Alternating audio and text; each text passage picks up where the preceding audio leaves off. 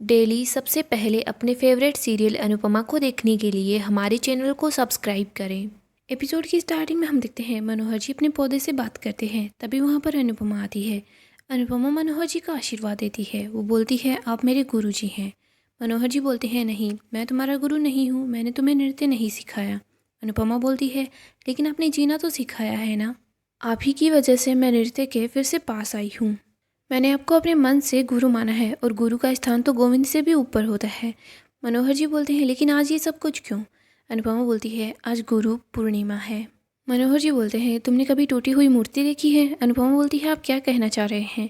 मनोहर जी बोलते हैं, मुझे गुरु पूर्णिमा का त्यौहार सबसे अच्छा लगता था, क्योंकि मेरे शिष्य सब लोग मेरे पास आते थे और गुरु पूर्णिमा बनाते थे। लेकिन पता नहीं वक्त ने बच्चों को बदल दिया, कोई मेरे पास नहीं आता।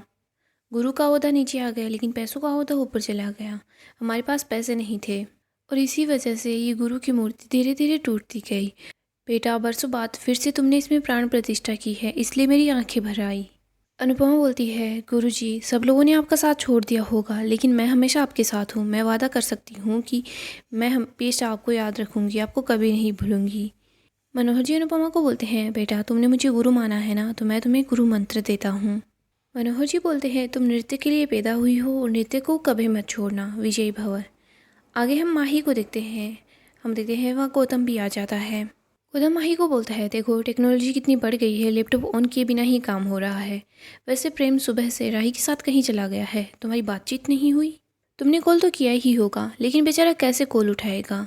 डांस चैंपियनशिप पास आने वाला है, वो लोग तैयारी कर रहे होंगे ना, तो वो राही के साथ है। वो अपनी पत्नी का ध्यान रखता है, वो बिजनेस तक नहीं संभालता, तो तुम्हें कैसे ही संभालेगा। माही बोलती है, आज ऑफिस में बहुत ज़रूरी मीटिंग थी, इसलिए डिनर का बहाना बनाना पड़ा।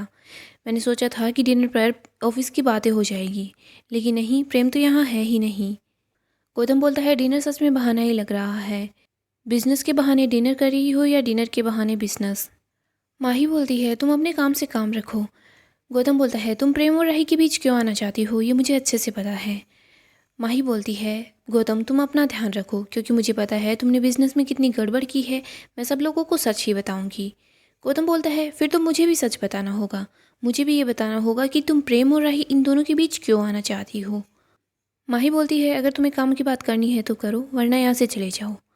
गौतम बोलता है, माही, तुम भी अकेली, मैं भी अकेली, अकेले वक्त काफ़ी मुश्किल से कटता है।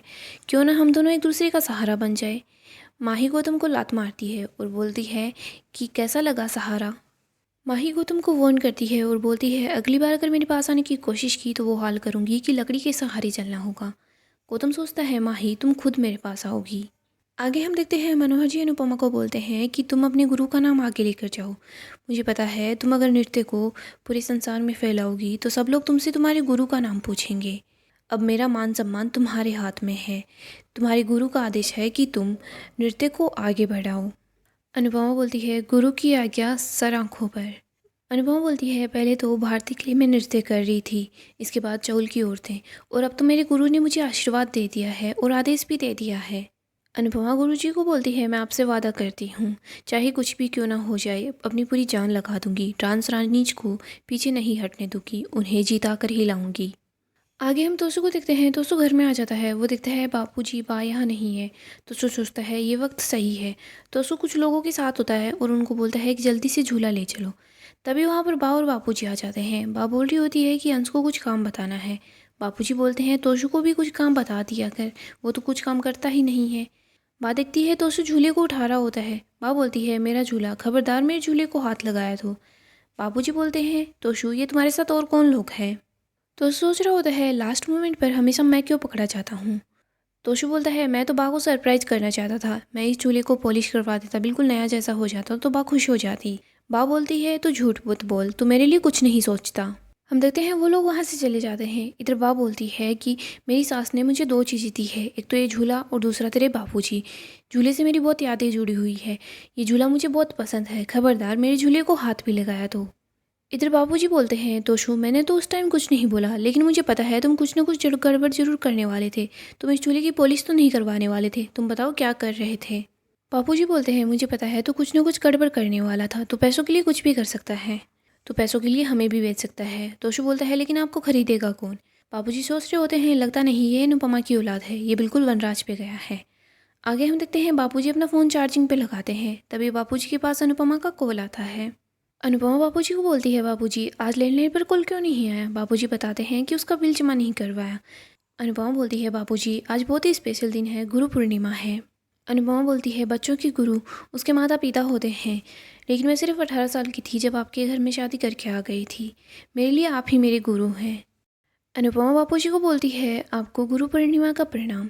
बाबूजी अनुपमा को बोल रहे होते हैं, बेटा तुम ठीक तो हो ना। अनुपमा बताती है, हाँ मैं बिल्कुल ठीक हूँ। बाबूजी अनुपमा को बोलते हैं, मैं कान्हा जी से मांगता हूँ कि मेरी खुशियाँ भी तुम्हें मिल जाए।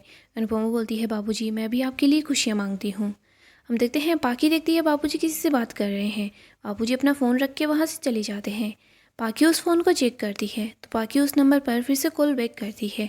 अनुपमा कॉल पिक करती है तो पाकी बोलती है, मम्मी। अनुपमा कॉल कट कर देती है। पाकी बाबूजी के फ़ोन से वो नंबर ले रही होती है, लेकिन तभी वहाँ पर बाबूजी आ जाते हैं और पाकी से अपना फ़ोन ले लेते हैं। पाकी सोच लेती है, मैं पता लगा लूँगी मम्मी कहाँ पर है। आगे हम प्रेम को देखते हैं। प्रेम को अनुपमा की याद आती है। वो सोचता है कि आज गुरु पूर्णिमा है और माँ ही मेरे लिए सबसे बड़ी गुरु है, मुझे मम्मी से बात करनी चाहिए। इधर हम अनुपमा को देखते हैं। वो परेशान हो रही होती है कि कहीं पाकी को पता ना चल जाए मैं मुंबई में हूँ, बस बापूजी सब कुछ संभाल ले। तभी वहाँ पर सरिता ताई और मोहल्ले की बाकी की औरतें आ जाती हैं। वो अनुपमा का आशीर्वाद लेना चाहती है, लेकिन अनुपमा उनको रोकती है। सरिता ताई अनुपमा को बोलती है, देखो अनु, तुम हमें डांस सिखाती हो तो हमारे लिए तुम हमारी गुरु हो ना, हम तुम्हारी आरती करना चाहते हैं। सब लोग अनुपमा को फूल देते हैं और गुरु पूर्णिमा का प्रणाम करते हैं। अनुपमा बोलती है, कान्हा जी करे कि आप लोग कंपटीशन में जीत जाओ। सब लोग अनुपमा को थैंक यू बोलते हैं। वो बोलते हैं कि आपकी वजह से हम जिंदगी में पहली बार कुछ कर रहे हैं, thank you so much. Anupama बोलती है, मैं आपकी गुरु बनी हूँ क्योंकि आप मेरे शिष्य हो, और वैसे भी मैं अगर आपको एक चीज़ सिखाती हूँ तो मुझे 100 चीज़ें सीखने को मिलती है। अगर आप मुझे एक बार थैंक यू बोलोगे तो मैं आपको 100 बार थैंक यू बोलूँगी। हम लोग एक दूसरे से कुछ ना कुछ सीखते हैं, तो आप भी मेरे लिए गुरु जैसे ही हो। अनुपमा बोलती है, चलो हम लोग तैयारी शुरू कर देते हैं। फिर हम देखते हैं सब लोग डांस प्रैक्टिस करते हैं। तभी अनुपमा के पास प्रेम का कॉल आ जाता है। अनुपमा सोचती है, मैंने प्रेम को मना किया था कि कॉल ना करे, लेकिन उसने कॉल क्यों किया है। अनुपमा बोलती है, प्रेम सब ठीक तो है ना। प्रेम बोलता है, मम्मी आपकी आवाज़ सुन ली है, सब ठीक है। मुझे पता है आपने मुझे मना किया था कॉल करने को, लेकिन मेरा मन कर रहा था आपसे बात करने के लिए। मम्मी आज गुरु पूर्णिमा है तो आपको कॉल क्यों नहीं करता, आप मेरी और राही दोनों की गुरु हैं। आप जल्दी से मुझे और राही को आशीर्वाद दे दीजिए। राही को थोड़ा सा ज़्यादा आशीर्वाद देना, वो अपने डांस को शुरू करने जा रही है ना।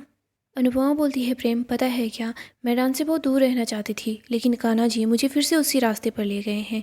मैंने भी फिर से डांस करना शुरू कर दिया है। प्रेम बहुत ज़्यादा खुश हो जाता है कि अनुपमा ने नृत्य करना शुरू कर दिया है। अनुपमा बताती है कि मैंने एक बहुत बड़े कंपटीशन में पार्टिसिपेट करा है, यहाँ पर और भी लोग हैं, मैंने उन्हीं के लिए ये सब कुछ किया है। प्रेम बहुत ज़्यादा घबरा जाता है। प्रेम बोलता है, उस कंपटीशन का नाम क्या है। अनुपमा बताती है, ताल से ताल मिला डांस चैम्पियनशिप। प्रेम ये सुनकर काफ़ी ज़्यादा हैरान हो जाता है। गाइस अपकमिंग अपडेट के लिए आप हमारे चैनल को सब्सक्राइब करें और वीडियो को भी लाइक कर दें ताकि आपको अपडेट मिलती रहे। गाइस नेक्स्ट एपिसोड में हम देखेंगे अनुपमा के सामने काफ़ी बड़ी गड़बड़ हो जाती है। हम देखते हैं अनुपमा और उसकी पूरी टीम डांस चैम्पियनशिप के लिए रेडी हो जाती है। उन लोगों का पहला राउंड होता है। सब लोग घर से आरती करके चैम्पियनशिप के लिए पहुंच जाते हैं। हम देखते हैं यहाँ पर और भी लोग होते हैं। वो लोग अनुपमा के कपड़ों का मजाक उड़ाते हैं। अनुपमा बोलती है, हमें इस चीज़ पर ध्यान नहीं देना है। फिर हम देखते हैं यहाँ पर अनुपमा को बताया जाता है कि आपकी टीम पूरी तैयार है ना। अनुपमा बोलती है, हाँ 5 लोग हैं और पाँचों ही परफॉर्म करेंगे। तो उन लोगों को बोलता है कि हाँ पाँचों को ही परफॉर्म करना है। अनुपमा बोलती है, ठीक है। फिर हम देखते हैं सब लोग काफ़ी ज़्यादा एक्साइटेड होते हैं कि उनकी परफॉर्मेंस जल्दी ही होने वाली है। भारती भी बहुत खुश होती है कि फाइनली फर्स्ट राउंड तो स्टार्ट हो ही गया है और जल्दी ही हम लोग जीत जाएंगे। हम देखते हैं जसप्रीत के पास ऑफिस से कॉल आता है। जसप्रीत बहुत ज़्यादा परेशान हो जाती है। वो दौड़कर अनुपमा के पास आती है। जसप्रीत पहले सोच रही होती है कि मुझे क्या करना है। जसप्रीत बोलती है, अनु मैंने तुम्हें बताया था ना कि लंदन वाला इंटरव्यू होने वाला है। पहले वो इंटरव्यू कल हो रहा था, लेकिन वो इंटरव्यू आज ही होगा। मैं कंपटीशन में पार्टिसिपेट नहीं कर पाऊंगी। अनुपमा बहुत ज़्यादा परेशान हो जाती है। वो सोचती है कि ये सब कुछ क्या हो रहा है।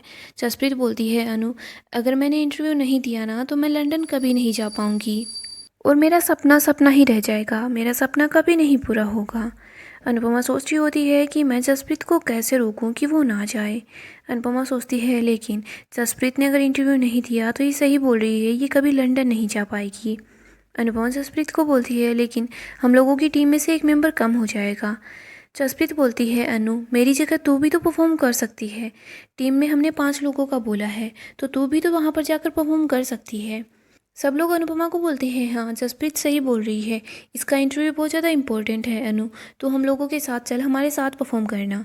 भारती भी अनुपमा से रिक्वेस्ट करती है। अनुपमा सब लोगों की रिक्वेस्ट के बाद मान जाती है कि वो भी परफॉर्म करेगी।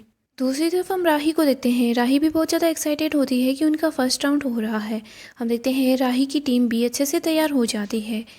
हम देखते हैं फर्स्ट राउंड स्टार्ट हो जाता है। हम देखते हैं अनुपमा काफ़ी अच्छा डांस करती है। दूसरी तरफ हम देखते हैं राही भी अपनी टीम के साथ बहुत अच्छा परफॉर्म करती है। सब लोग बहुत खुश होते हैं। हम देखते हैं प्रेम बिल्कुल खुश नहीं होता। वो सोच रहा होता है कि मुझे पता है कंपटीशन में फाइनली मम्मी और राही का आमना सामना होने वाला है, लेकिन अगर मम्मी जीत गई और राही हार जाएगी तो राही मम्मी से और ज़्यादा नफरत करेगी, क्योंकि राही यही बोलेगी कि मम्मी ने जानबूझकर मुझे हराया है। मम्मी कभी नहीं चाहती कि मैं जीतूँ, मम्मी तो बस यही चाहती है कि मैं उनकी परछाई बनकर जीऊँ। इसीलिए मम्मी ने इस डांस कॉम्पिटिशन में पार्टिसिपेट किया है और मुझे हरा दिया। प्रेम यही सोचकर परेशान होता है। वो सोचता है कि मुझे कुछ न कुछ करना होगा कि मम्मी और राही का आमना सामना न हो। सो गाइस, आपको क्या लगता है, क्या राही और अनुपमा का आमना सामना होगा या प्रेम की वजह से ऐसा कुछ नहीं होने वाला? हमें कमेंट में ज़रूर बताएं। अपडेट के लिए चैनल को अभी सब्सक्राइब करें।